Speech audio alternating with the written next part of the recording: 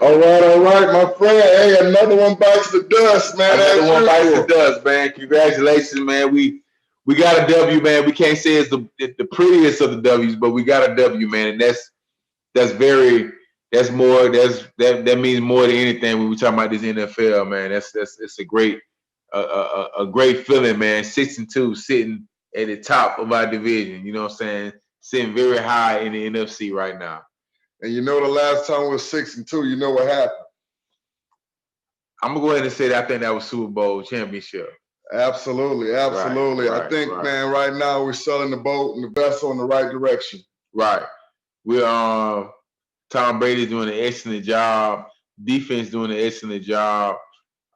This is like one of these wins that you know, honestly, I believe a couple years ago we might lose this game. Yeah. But for us to be able to come back on the team that going in, it was like one of those trap games. You know, you're playing against a team that I'm not gonna say. Basically, you're playing against a tough team, and everybody know any given day it can be something dangerous dealing with anybody you're dealing with, especially in NFL. Yeah, man. The first thing I thought about when I saw that game was where we was going to play. Mm-hmm. And, you know, the history of the BUCS, for all the diehards out there, is that the BUCS can't win in the cold. Yeah. And, you know, today was a very cold day, and we were able to triumph and bring home the W. But yeah, it was a tough game. Tough game against an opponent that going in, I was kind of skeptical about. Like I said, these is one of those trap games. I watched a few games from the Giants. I feel like I honestly looked at them as how I looked at my team a year or two ago. Basically, team just having bad breaks, man. I've seen a lot of bad breaks through before even coming to this game. And I knew it was going to be a tough game going against them, throwing records out the door. Yeah, and, you know, the one thing you got to say about the Giants is that they really never quit. Yeah. You know, even though the score says 25-23, you know, they were actually up into the game until the last second of the game. If they would have made that 2-point conversion, who knows? It could have went either way. And we don't want to put ourselves in that kind of position. Right. It would have gave really the opportunity for everybody who watch football, watching Monday night, to give us another opportunity to see the Buccaneers for extra minutes going through, you know, because it was an exciting game, man. But at the end of the day, I hate to be harsh about it, but I feel like the better team won. Yes, they did. It was a great play, a great valiant play throughout the whole game, from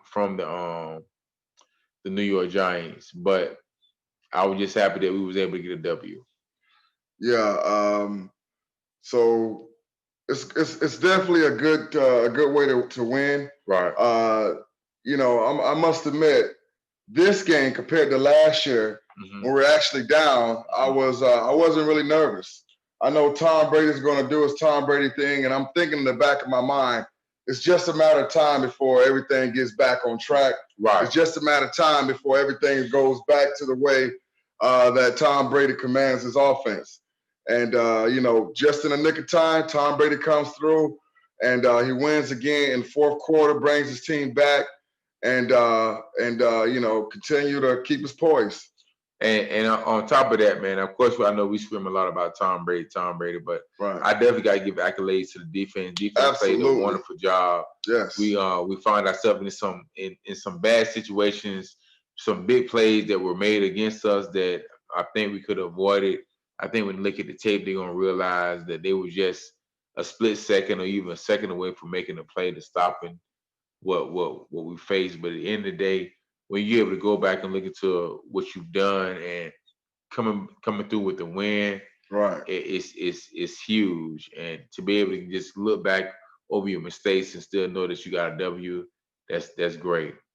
But now it's like we got this W, and I'm really on to the next game. Right. I know true Buck fans look at this game like, hey, we should win this game. Let's look at the next game. But this is just another example that lets you know the game still needs to be played. Right. As fans, we was able to walk through and say, hey man, we ready to play the Saints or whatnot. But the players still had to play the game. Yeah, the record doesn't really speak for itself. Mm-hmm. The Giants came in at 1-6. Yeah. And a lot of games they could have won. Yeah. But when you have a game and a record like that, you have a tendency to overlook that game. Absolutely. And it's like a deer getting caught in the headlights. You're just like, oh my God, you're not Right. really thinking about it. And next thing you know, it's a loss. Right. And we've seen it happen for the true diehard Buck fans. We done seen that happen so many times, year in, year out. Yes. We overlook the team that we look at the calendar and we say this is a guaranteed win. And but this year we didn't get it. We didn't do that. We didn't get that opportunity to lose. And that lets you know that a good team came through and we played through adversity tonight. Yeah. It's a great team win. This is what Buck fans, this is what you call an ugly win. It's a win that we thought we was going to be able to get going into this game. Based on these past two games, we would think we was going to be able to throw up a lot of points on this team. But reality set in and let us know that, hey, we still got some work we got to do. Yeah. And like I said, it's awesome to be able to look back and say, hey, we got some work we got to do, but we're able to still get a W. So that's amazing that it was able to do that. Yeah. So who's your offensive who gets the offensive game ball? Once again, this is when you talk about the ugly win, you talk about really plays that were made throughout the game that got us to get this ugly win. One can argue the point of Rob Gronkowski made some great plays to get us in the point that we was able to get a W. One might argue Mike Evans made some great plays to get us an opportunity to get a W. Can't put nothing past the rookie. He did an excellent job catching some balls. Running game was pretty decent throughout, but I want to say Tom Brady. Tom Brady did, he wasn't on point. He made some indecisive throws. He made some throws that he could have made that didn't connect what they should have connected. But at the end of the day, when you say offensive, I'm going to have to give it to. I'm gonna have to give it to. This is a tough one. It can go to a lot of people. I'm gonna keep it consistent and go with Tom Brady. Tom Brady. Yeah, Tom Brady. Based on everything I said, I think at the end of the day, it came down to him making the right game, the right plays, the right throws, the right decisions. I'm gonna give it to Tom Brady. Well, you can't go wrong with Tom Brady. Right. Because the ball is in his hand, 90% of the time. Absolutely. And whenever there's a win, you can always say, okay, Tom Brady definitely did what he had to take to bring on the W. Right. But for me, I'm going to go with someone that I've already mentioned. Okay. And Donovan Smith. Donovan Smith. Whenever you can keep your quarterback upright. And I believe they only gave up one sack tonight, and It wasn't Donovan Smith's fault. In fact, I seen Donovan Smith pancake a guy today. And that is something that you really typically don't see from Donovan Smith. So obviously Tom Brady is starting to rub off on him, and he's playing lights out ball. So for me, and not just Donovan Smith, but the whole offensive line. The run game wasn't there like it was supposed to be, but we got here rushing yards. We only got 81 rushing yards. So. Right. So the rushing yards wasn't there. The passing yards, of course, 263 total yards for us, 344. But even with all that saying, I'm gonna go with the Donovan Smith because again, he didn't give up any sacks. We only had actually 2 sacks allowed, but we'll look back at the film, but I do believe it wasn't Donovan Smith's fault. So yeah, so that's my unsung hero. I like that, man. I like that you're able to go with somebody that a lot of people don't gave a lot of bash throughout the whole season, throughout his whole career down in Tampa Bay. That's right. So for you to be able to give him that recognition, man, I definitely salute that, man. Is looking back on the game, I do remember, yeah, he made some excellent plays, some pancakes. Yes. He definitely made a difference in this game. So I salute that pick of Donovan Smith. And when he plays bad, I mean it's obvious. It shows on the field. And like that game we played against New Orleans, that was a bad game. To the point that the camera showed Tom Brady, really giving it to his players on the sideline. And I like that. Don't wait until after the game. Give it to them right now. Absolutely. Let the fans know that you're involved. Let the fans know that you're focused. Let the fans know that, look, you really care about what's going on. Absolutely. Instead of waiting till after the game and then, we don't really know what goes on in the locker room. Right. Stick it to them, man. Stick it to them. Hey, let them know, man. So I like that with Tom Brady, and I like the way he gets on his team. Yeah. Defensively, if I had to give the game ball to anybody defensively, once again, when you talk about these ugly wins, it's just pretty much you seeing people just grabbing and whatever we need to do from each end, whether you're talking about offensive, when you're talking about the offensive line, defensive line, everybody just clawing what they can to do to go ahead and win the game. So when you talk about the defensive player of the game, defensive game ball, looking back on it, I would have to go with the defensive game ball. I'm gonna go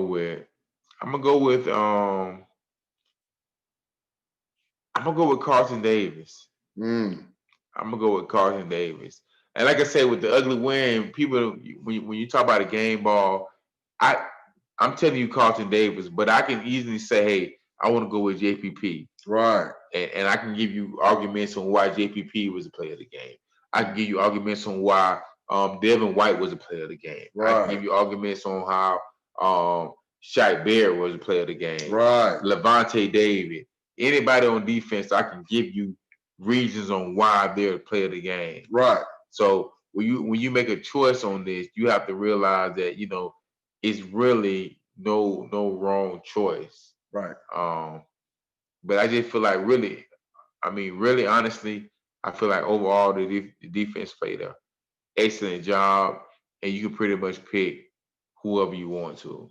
Right. Carlton Davis, that's a great pick, and I kept saying to myself, the ball, he's like a ball hawk. Right. The ball kept, he was always around the ball. A lot of balls went through his hand today. Absolutely. In fact, he could have had more than one interception. Absolutely. And I kept saying to myself, oh, he's going to grab one before the end of this game. Right. But for me, the defensive, the person that should get the game ball, to me, hands down, is going to be Todd Bowles. And the reason why I choose Todd Bowles mainly is because this is like his first time coming back to New York. In that stadium, I recall when we played them, there was a flag flying in the stadium about fire Todd Bowles. And that's something that I've never even, the disrespect, and we don't have, to me, enough black coaches and enough black defensive coordinators. There's a lot of talented players. Even player coaches out there that have a lot of experience, and they seem to get overlooked. And I know that can be another long discussion. But to me, Todd Bowles deserved it.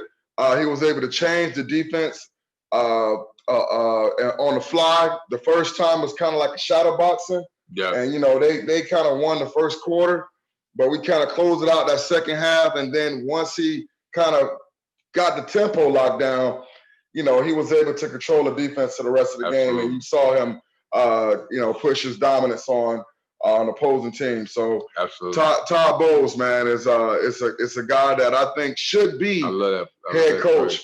He should get another opportunity. Not a really good fair shot in New York at that stadium. And not trying to sound like not sensitive to anybody else's feelings or whatever, just selfish. Right. I believe that's. But I would love to have Tom Brady. I mean, Todd Bowles for another year at least to solidify this defense or whatever. Yeah, I would love for him to go ahead and get a head coaching job. But after this year, man, I would love for you to come back one more year for us. Yeah. Definitely give us one more year, and of course, I believe that it's been said that if we win a ring, hopefully we will. That when BA contract is up, he's gone. So we're going to eventually need a replacement. And to me, I think, and that's another discussion we can have. But as of right now, my vote is for Todd Bowles. Yeah. He's been there. He's got that experience, and he can control the defense. We all know the defense win ball games. Absolutely. Yeah. Yeah, definitely. And don't want to get ahead of ourselves, man. Absolutely. We're going into our uncharted territory when we talk about 62. Right. It's been a long time. It's been a long time since Buck fans will be able to feel this way. So it's going to be a lot of things that get said. It's going to be a lot of emotion mixed because of this, what we're going through. True Buck fans. We're not talking about the people that just came on the boat just because we have Tom Brady. And although we're grateful for having Tom Brady, we have to realize as Buck fans, we've been going through this for a long time. So to be able to say we're 6-2 and really at the top of our division and going to really next week, that's what's so key. Yeah. This is the point we were trying to get to. And let's go ahead and discuss it. Let's talk about it. Let's talk about the elephant in the room. Yeah. The elephant in the room is Antonio Brown. Yeah. Everybody want to know what it's going to look like on tape. Everybody want to know how he's going to gel in the locker room. Yes. Everybody want to know how he's going to do out the field. Everybody want to know how he's going to hang out and how he's going to get along with Tom Brady's family. Yeah. He's staying at the man's house. It's a lot of things going on, but I'm going to tell you this one thing. As long as we got Tom Brady, right? Controlling that locker room. Yeah. I think everything's going to be okay when it comes to Antonio Brown. Yeah. And I think Buck fans is really nothing to worry about. I think that this should be a good opportunity for the whole league to know that, look, you give everybody a second opportunity. Even though this man had a lot of opportunities, but, it could be caused by concussion. Who knows? Yeah. But all I can tell you one thing, mark my words, you won't have no problem out of this man here. Right. No problem. Absolutely, man. It's I remember talking about this last year, and we laughed about it. Like, man, ain't no way we gonna get Antonio Brown. We see what he brings to a locker room and whatnot. But at the end of the day, you can't deny this man's talent. No. And looking, being a black man here in America, I realize that when you mess up, and a lot of people just throw you away or whatnot. Right. So be able to get this opportunity, man, and once again, just to show how the Buccaneer organization does for us as black men in America. I mean, we talk about Tony Dungy came from Tampa Bay. We talk about Mike Tomlin. We talk about Herm Edwards. So we talk about a lot of influence that we came in the NFL, doing things for us as black Americans. It's wonderful to show once again that we can give this man an opportunity to come in and take us to where we're trying to go, and that's the promised land. Yeah, and Antonio Brown, we all know that he's not only playing for this year, but he's also playing for another contract after this year. Right. So a lot is riding on this. That's why I truly believe that it's not going to be no issue out of Antonio Brown. Right. And the good thing is, the word around town is that he came in looking fantastic, which we all knew that this guy's a workaholic. So he came in looking good. Right. Speed's still there. He's not overweight. Hands, still good. So, nothing but big things out of him. Right. And let's think about it now. Let's just be honest. Let's just be honest.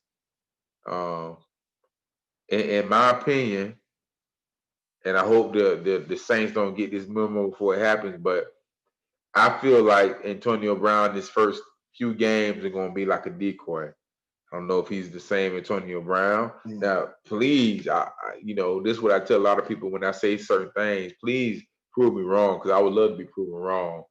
But even if he just served as a decoy, it's going to give us other opportunities on our other receivers or whatnot.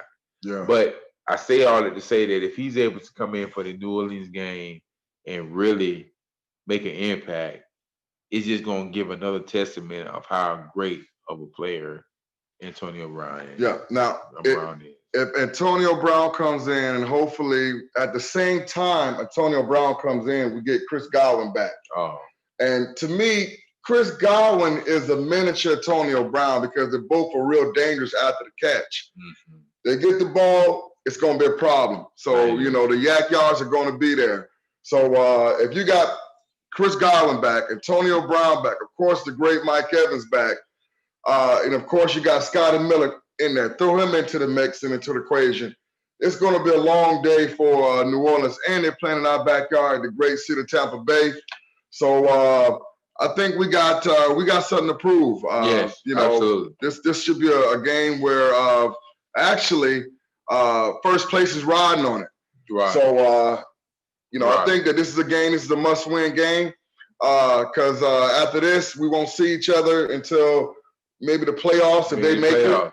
But other than that, it's going to be a game that it's a must-game win.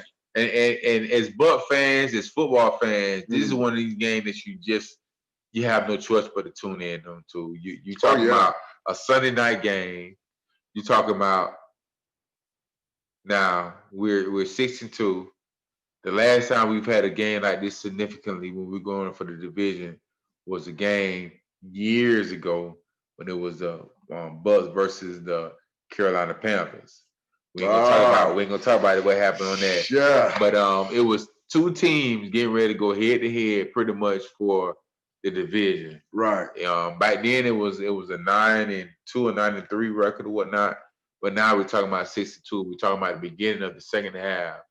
And our goal is not to begin the second half the way we began the first half. Right. I mean, they set it up perfectly. Think about it. The first game of the first half, you're playing the New Orleans Saints, and then the first game of the second half, you haven't played the New Orleans Saints.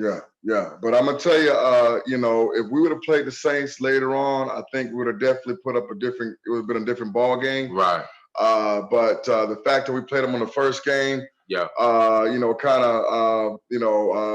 we're gonna lose, it's best to lose the very first game. Right. It made us say, wait a minute, let's dig deep, and we got a long season ahead, and let's learn from this mistake, and let's grow from this mistake, right? And let's correct this mistake. And and you're absolutely right, man. I see a W next Sunday night. Oh yeah. You talking about 7-2 record? You talking about really solidifying yourself as a top dog in the NFL. Yeah. The Saints don't know what's been going on. I'm imagining that when they come back, when we play them Sunday night, I'm imagining they're gonna have Michael Thomas.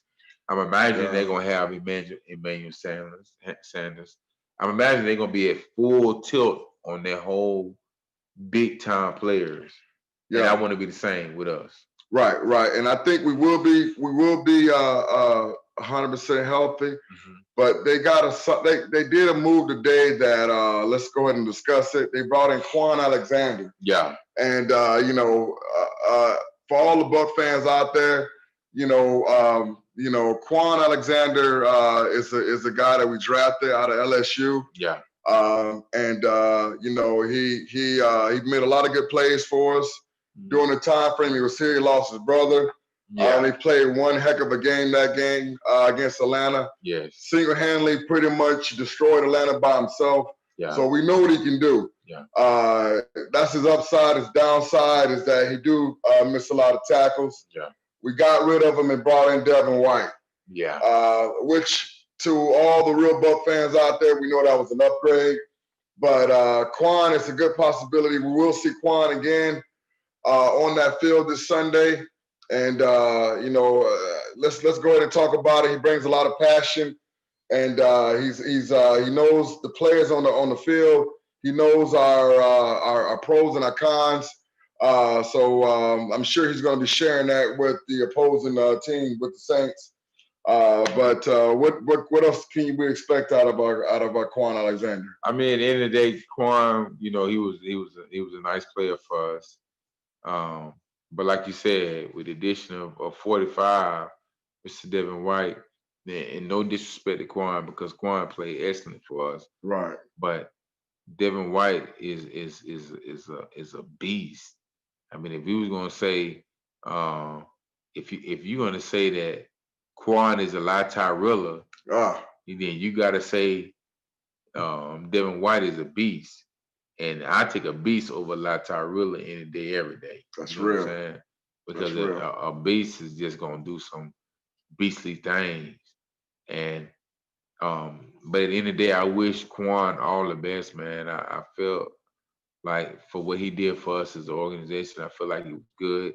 I was happy that he was able to go get his bread, even though after the injury he got. I wish nothing but the best for Quan. But at the end of the day, if you're not winning this, man, if you're not winning this, it's null and void. Hey, and who would have thought that in the year 2020 we got Jameis Winston, and we also got Quan on the opposite team on the Saints? Who would ever thought? But hey, this is just the age that that we living in, and it just goes to show that anything's possible. Anything's possible. And like us winning the Super Bowl this upcoming February the 7th. Yeah. So we got a great chance of winning it, and it starts with winning this game this Sunday. Yeah. If I was a coach, this whole Sunday, this upcoming week, it's going to be a lot of preparation. It's going to be a lot of motivation, and it's going to be a lot of getting back down to the nuts and bolts of our defense and our offense. And I think we can really pull out a win. It's going to be a good, exciting game. Man, this is one of these games that you sit back and you just hope that the schedulers got it right. And I just feel like this is one of these opportunities where the schedulers of the NFL got it right. You got two of the top teams, not only in the NFC South, but in the NFC period, gonna be going head to head on a Sunday night.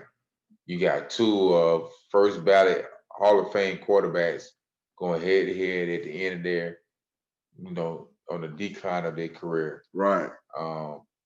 You got hungry people on both sides, on the defensive side, on the offensive side.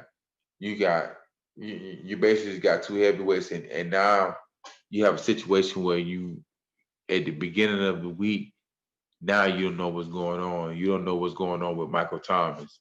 You know that the Bucks got Antonio Brown coming in. So at the end of the day, as football fans, you want to watch this, because if you're going to have the opportunity to possibly see Michael Thomas, Antonio Brown for the first time, then you're going to have the trio of Mr. Mike Evans, and then you're going to have Chris Godwin coming back. Then you got to add the fact that they got Kamara over there. So it's going to be a game that, as a football fan, you're going to want to watch. Hey, I'm going to tell you what I'm really looking forward to. I'm really looking forward to seeing the matchup of Donovan Smith and Cam Jordan. Changing the guard. In the past, Cam Jordan has had his way with Donovan Smith. Absolutely. It was, Jameis Winston at the helm. Yep. But, it's been some changes going on. Yeah. So now we got the GOAT. We got Tom Brady he's protecting. Right. And so I want to see how Donovan Smith handles it. This is going to be under the lights. All of America's going to be watching this game. This could be a potential NFC showdown. Yeah. For the battle of a playoff spot. I mean, who knows? Might see these guys again. Yeah. Yeah. So this is a very big game. Yeah. And so that's the key matchup that I'm looking forward to seeing. That, some might say Michael Thomas and any one of our corners, but for me, that's the key matchup that I'm looking forward to is watching Donovan Smith go against Cam Jordan in the trenches Sunday night under the lights for all the marbles. Yeah. This is what I want to see. So, and just to piggyback on that, man, what makes this game so essential? Because when I think about the NFC right now, I mean, the top 5 teams, and I'm not gonna put them in the order, but I'm gonna put the Saints in there. When you talk about the NFC, you have to pay, and I'm not even trying to be biased. In the NFC, you have to look at the Seahawks. Yeah, Seahawks definitely. Yeah. Green Bay. You got to put them in there. The Chicago Bears ain't been looking too good, but they did beat us. You're right. Arizona. Yeah. NFC East, do we even put anybody in? Nah, I wouldn't list nobody in NFC East.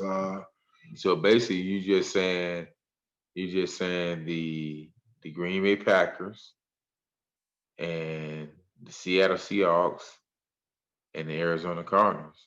Yeah. And the Rams. Right. And, of course, the 49ers, their quarterback is out, so you can't list them. Right. So, that's pretty much it, So those are teams that we have to go, we have to look forward to playing possibly if we can keep it moving. Right. So we got and one of those teams, like we've been discussing, is the Saints. Right. We got to face the Saints, and the Saints been pulling off some stuff, man. The Saints tomorrow, and this is without without Emmanuel Sanders. Right. They're doing this without Michael Thomas. Right. And this whole time, I look at it. I look at their coach like the evil Mad Genius. What if he was holding these guys all out just to be able to shine on us? But I'm gonna tell you,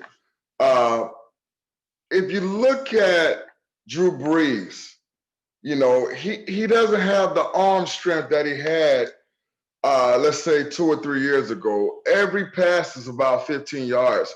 Now, granted, he's going to take 2 or 3 shots downfield. Right. Throughout the whole entire game. He's not a guy that's going to do a lot of deep passing. Everything is 10 to 15 yards.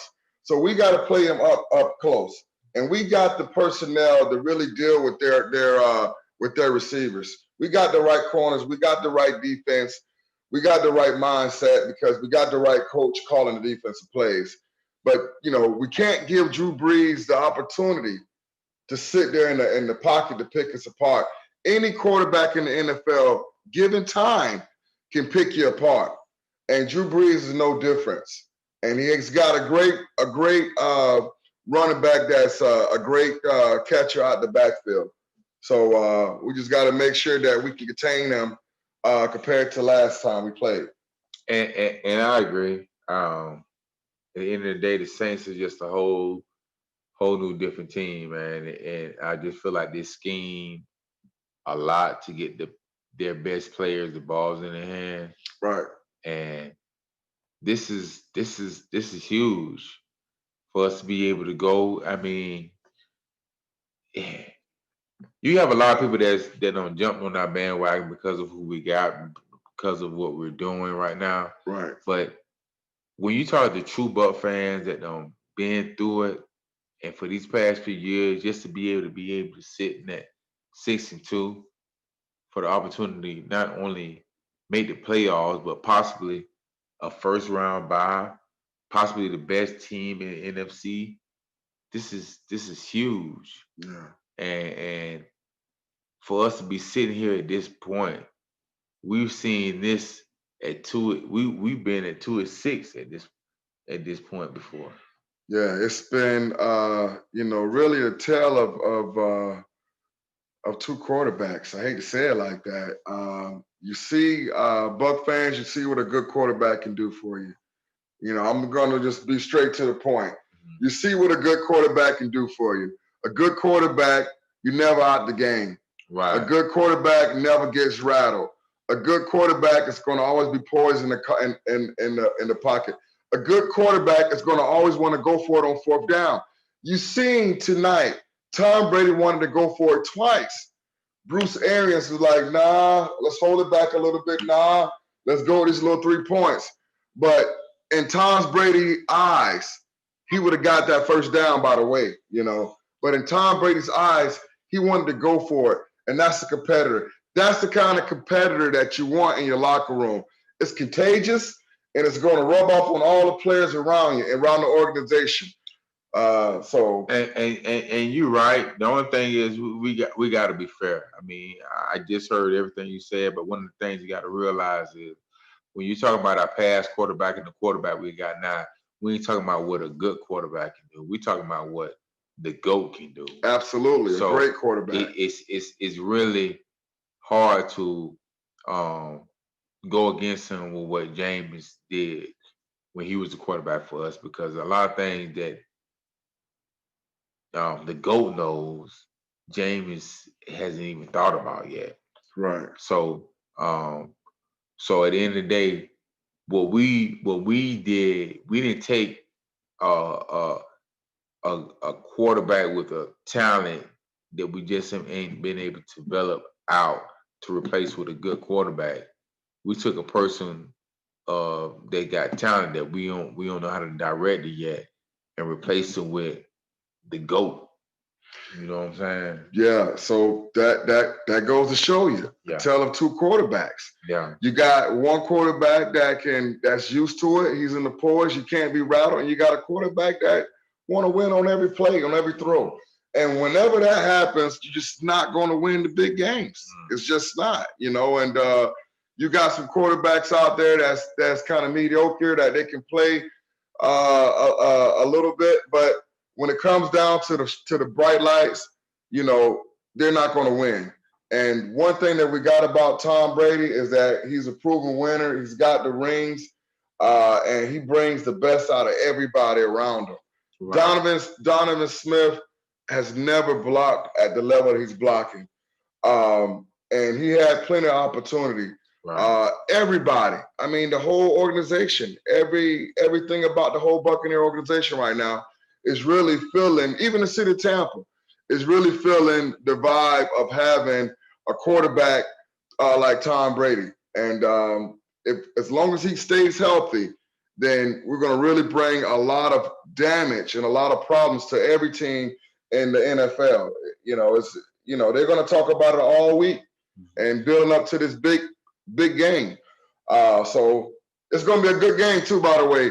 I tell you, this game here it's going to be a Ali versus Frazier. Yeah, it's got to be the best game of the upcoming week. I don't see no, unless you playing, I don't see another game no other division game that can be better than this game right here. The closest I can think about is maybe Seattle versus Arizona. Yeah. The Ravens just played the Steelers.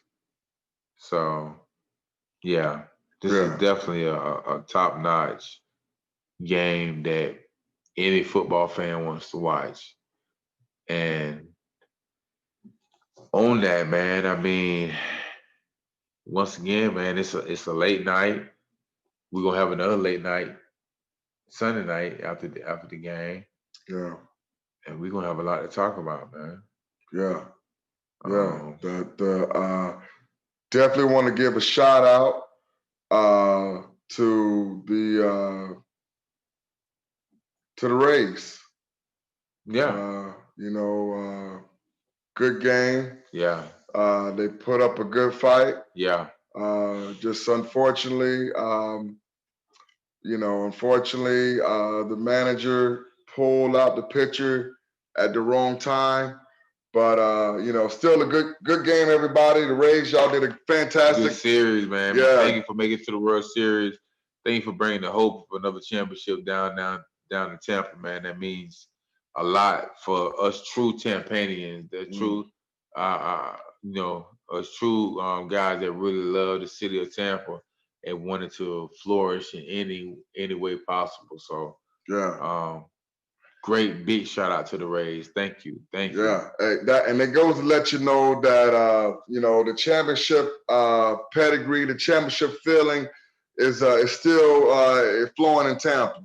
So hopefully, they pass us the baton, and we're going to finish it off here by bringing home the Lombardi Trophy where it's supposed to be in Tampa, played in Tampa. There's a lot of big things going on this upcoming year. So a lot of big things we can expect from the BUCS.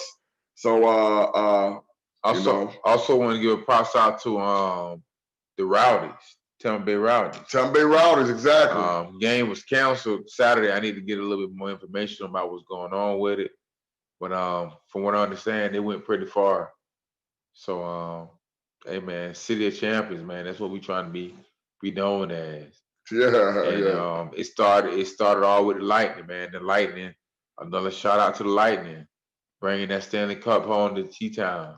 Yes. We gonna call it Title Town. When we say T-Town, most people think, oh, you talking about Tampa. No, it's T-Town, Title Town. We bringing everything down to Title Town. Title Town. And we got one more stop with these Buccaneers and also with the Rowdies. Yeah. And a special shout out to to one of our road dogs here, straight from Tampa. Okay. Representing. So you might see him joining the show from time to time. Yeah. So he ain't gonna say much, you know what I'm saying? But he here. He here. And of course, we do the social distancing. Yeah, we make sure everything is correct. You know what I'm saying? Stay masked up. Yeah. Social distancing one time for the Pirate Bay. Right. Hey, so with that being said, man, Tampanian Rebel, how you feeling tonight, man? What you think, man? Hey, man, I'm gonna just end it with like, hey, this is Big Buster Chang, man. I want to thank everybody, Mega Output. Also thank the whole BUCS Nation. Everybody get ready for Victory Monday. Yeah. Tuesday. Victory Tuesday. Yeah. Exactly. And shout out to everybody that enjoyed this win. And shout out to the whole organization, man. Yes, sir. Title Town.